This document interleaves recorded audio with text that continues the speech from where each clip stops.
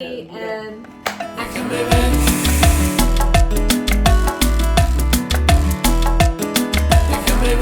Hoy en Sábado Gigante. Hola, bienvenidos hi, and welcome to La Neta del Planeta. perfecto. Spanglish extraordinaire. Yes, I fall for it.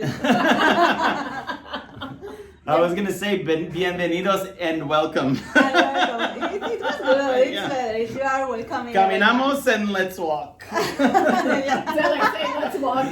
Yeah, bailamos and let's dance. Yeah. That's how you create a pop song on the top 40, right? You both.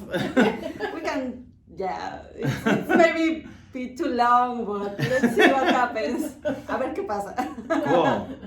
Ok, en este podcast la idea es que ustedes nos platiquen cómo fue el viaje a México, porque este no fue un viaje a México como el que normalmente hacen, sino es viviendo la experiencia que cualquier mexicano viviría viviendo en la Ciudad de México. And that trip to Mexico City was timed serendipitously and luckily because it predated COVID, the COVID shutdown in the United States by days. Yeah, it was like a week. Yeah. And we didn't know. We didn't know. That's what I'm gonna say. We didn't know that time. And we're not masked today because we've been living, the three of us, in this office for the last 11 months. I just took a COVID test and it was negative, so. We're kind of like professional baseball players because we travel between two ice cream plants, so we're getting tested constantly. We have great knowledge of the inside of our noses. It's a different experience. It is. So Okay, guys. let's talk about the trip. I mean, Yes, maybe we can start saying why we go there, yes. why we went there.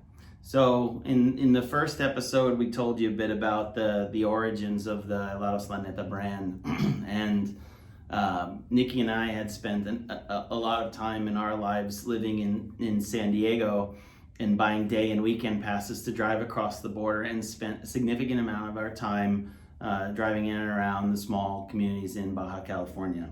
And so that was our first taste of spending a lot of time in the country, but had not been on the mainland proper very often over the course of our career and life, and certainly not with someone born and raised in Mexico City who is a professional marketer and a colleague of ours.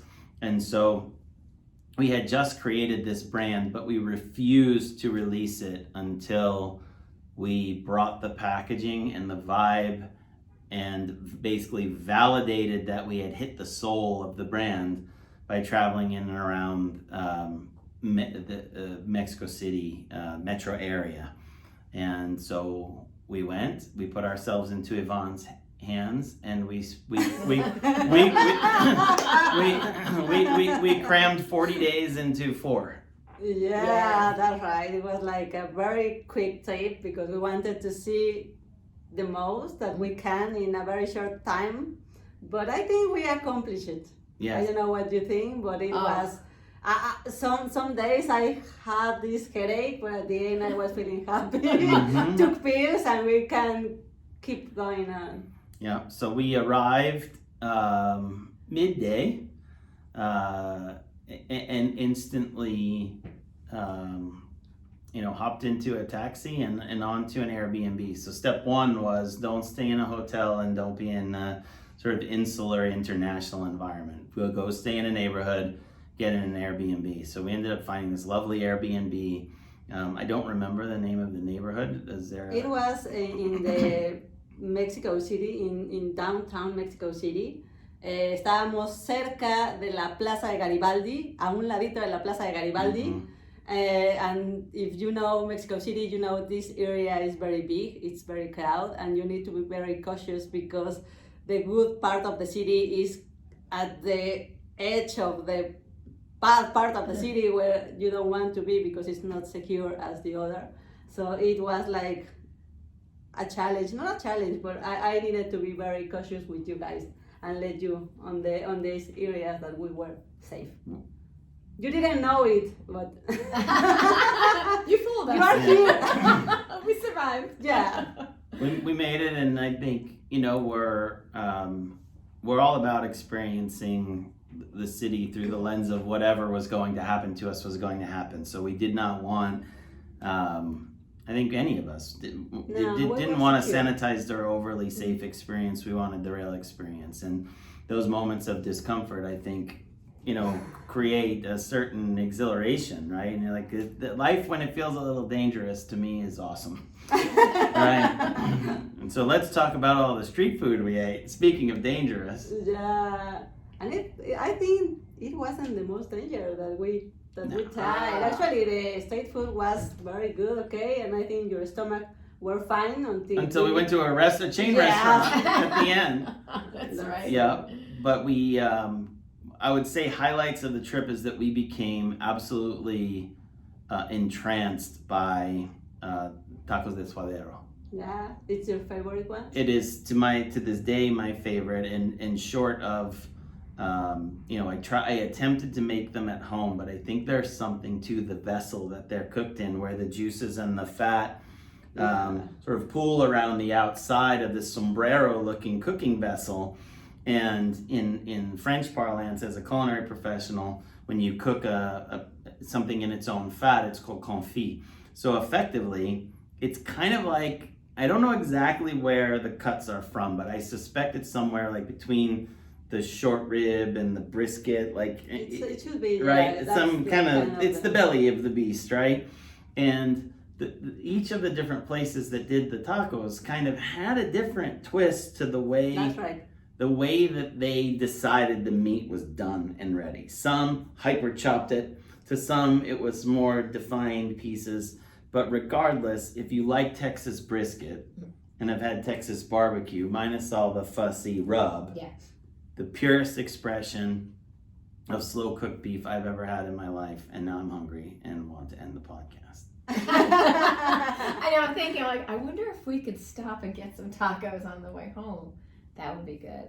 Yeah. But I think one of my favorite moments of food moments there was when we went to Lucha Libre, and on the way out was that fantastic family taco shop on the street, or taco stand on the street, and they had a line 20 people deep, and you're just waiting there for these tacos, and they were the most beautiful tacos I don't know I think I've ever experienced. They were just so perfect, and you could tell that everybody that's where they wanted to be, because that's the crowds were just gathered around this one. There's a swarm of humans. Yes. In today's COVID era, imagine that people are on top of people, reaching over people. Right, And then Yvonne, who was the leanest of the bunch, was calling us out, because she's like, if you don't eat 5, you're a total chump, right? Yeah, I think I said 6, not 5. Oh, okay. I take 5. Yeah. My God.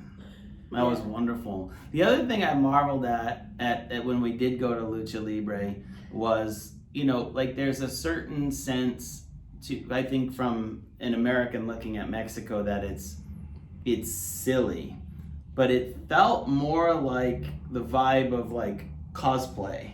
Yeah. Right? Where folks use that night and use that experience to get out of their daily persona and permit themselves to kind of adopt their own inner superhero, and not in a childish way at all. No. No, I'm putting that mask on. I'm gonna be my warrior self tonight. I'm gonna go throw down. I'm gonna drink 100 beers. I'm gonna have fun with my friends.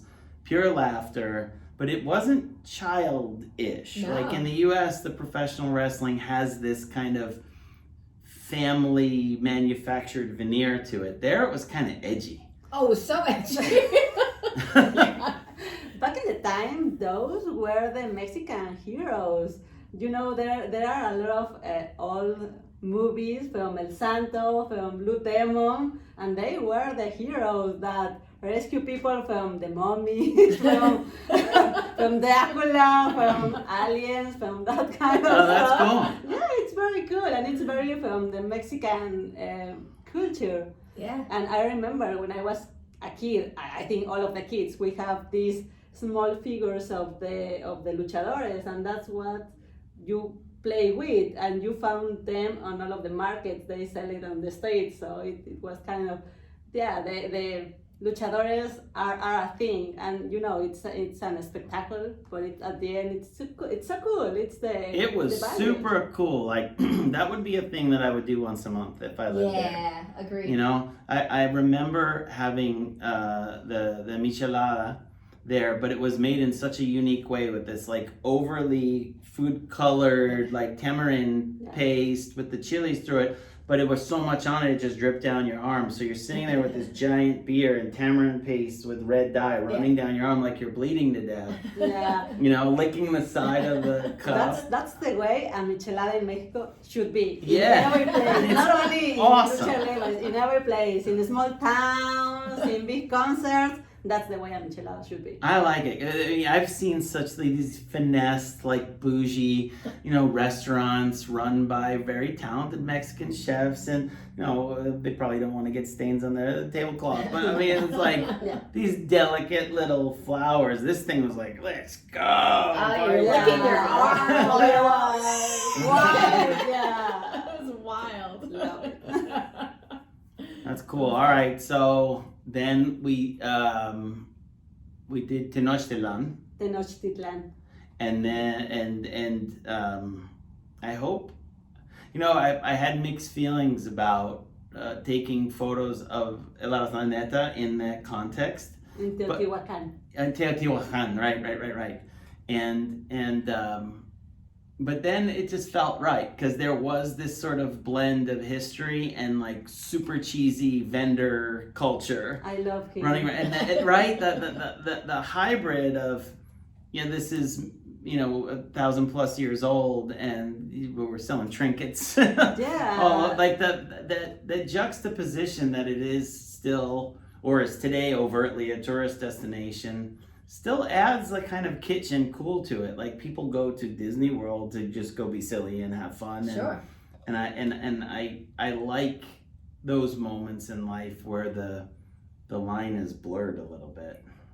You know? Yeah, I know, like this man that he was like his I don't know if his parents, but he became from that kind of people that were the ones living in Teotihuacan many years ago. He was the indigenous guy, yeah. right? So, but at the end he becomes like a spokesperson because he knows what to say, and what he was saying was very cool, and he was like sharing all of this wine instrument, blow instrument. They're like flutes basically, like the carved flutes. out of stone. It was clay. Clay, yeah. Yeah, and they were all different because they were handmade, so no one is going to have the same sound like the other. Mm-hmm. So it was kind of cool, and the way that he played it, because you play it and it sounds like and he plays it and it was he elegant. it was like a complete song. So it was cool. I think that's cool, and it mixes what you say. Like it's awesome to experiment that from another culture.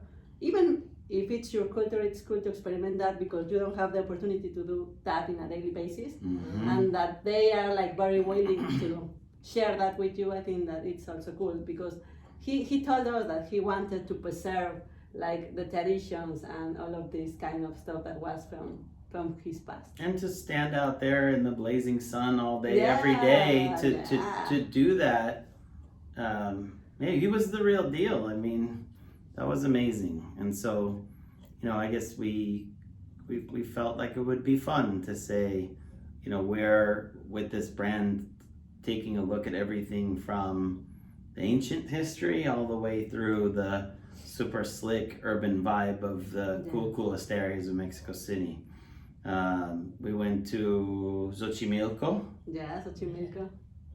Right? Yes. The boat. Yes. You were there. I was there. I know. I don't know if you remember the name. Yeah, I do. What's the name? Yeah. What's that? What's the name of the boat? Oh, I don't remember. Carolina?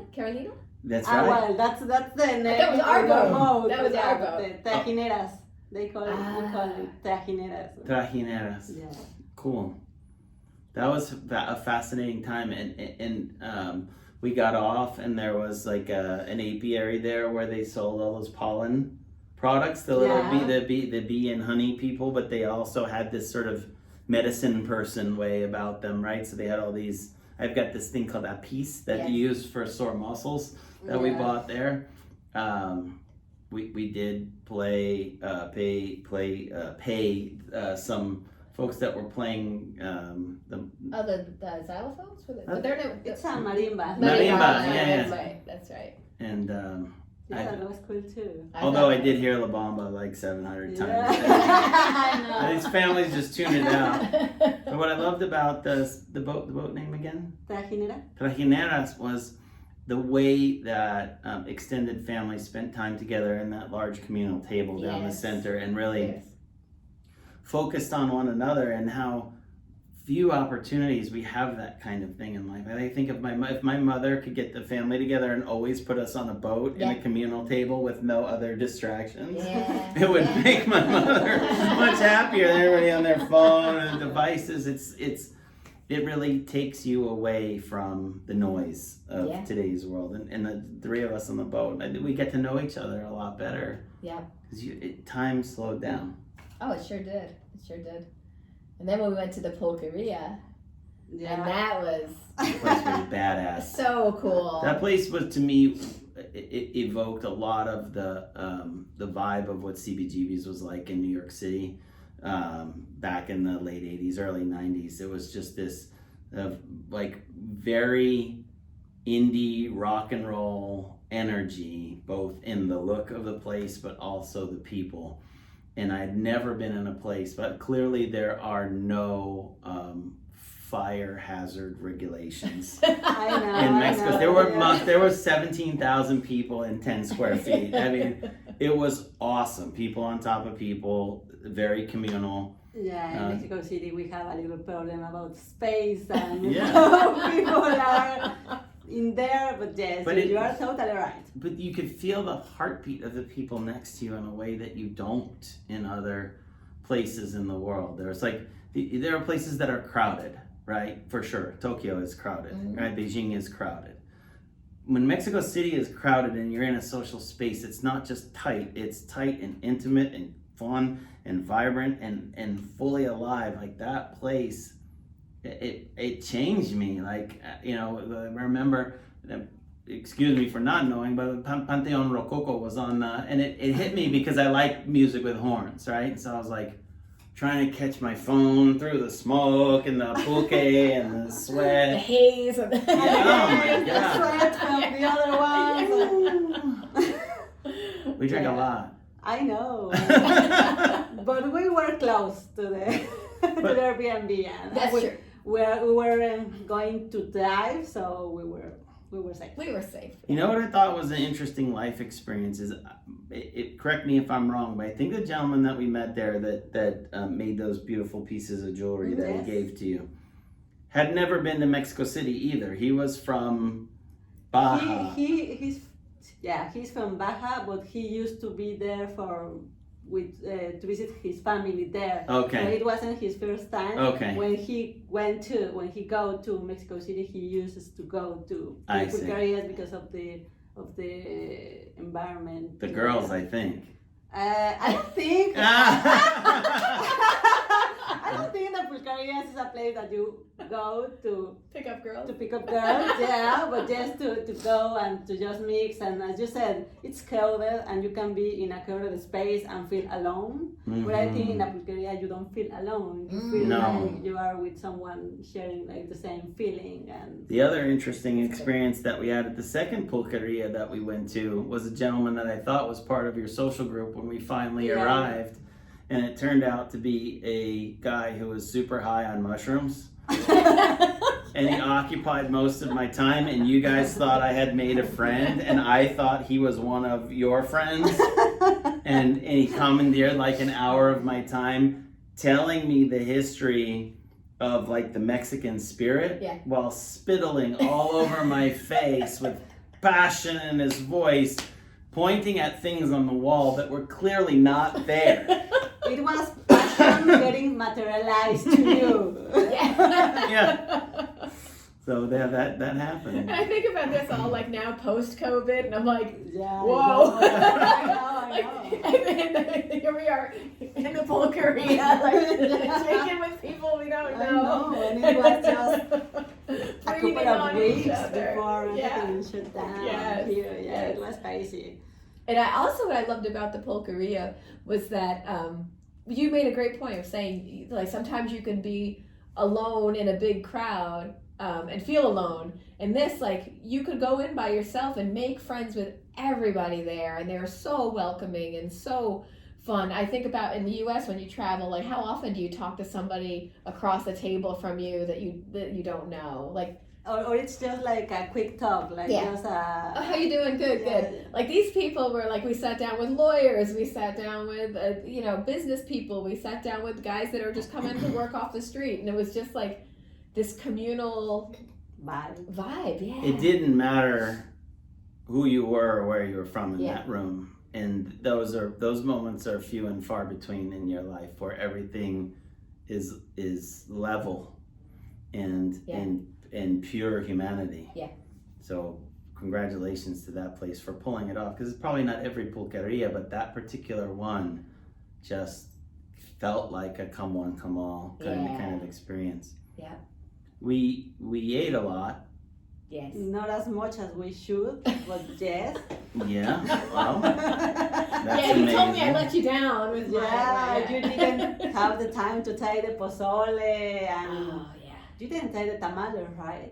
No, not while we were there. Pozole, No. We had tamales, tlacoyo, more tacos, tacos. gorditas. the Yeah, there's some stuff missing, but We can always go back. we that's should. the attitude. That's the plan. What was your favorite part of the trip? I don't know, maybe the pulqueria. I also enjoy the pulqueria too. Mm. But for me it was like a very good feeling to show you what I have in my life, Mm-hmm. because it's like part of what I am, and to show it to you, that part of sharing, it was like very cool. I feel like sharing, like giving you a little part of me. Mm-hmm. And I think that was the best for me, and that you were like, I saw you like excited, and I saw you enjoying the stuff, and I was like feeling very, how can I say, like very thrilled about it. Cool. Satisfied. Well, it was pure joy. It was too short. Yeah. And now I'm sad. Although, honestly, I would go back right now. I'd throw a mask on and go to Mexico City and walk the streets, and to the degree that, things are either slightly rebellious or slightly normal, I would, go eat, take a test, and quarantine for a couple days and get back to life again. Yeah. So, I mean,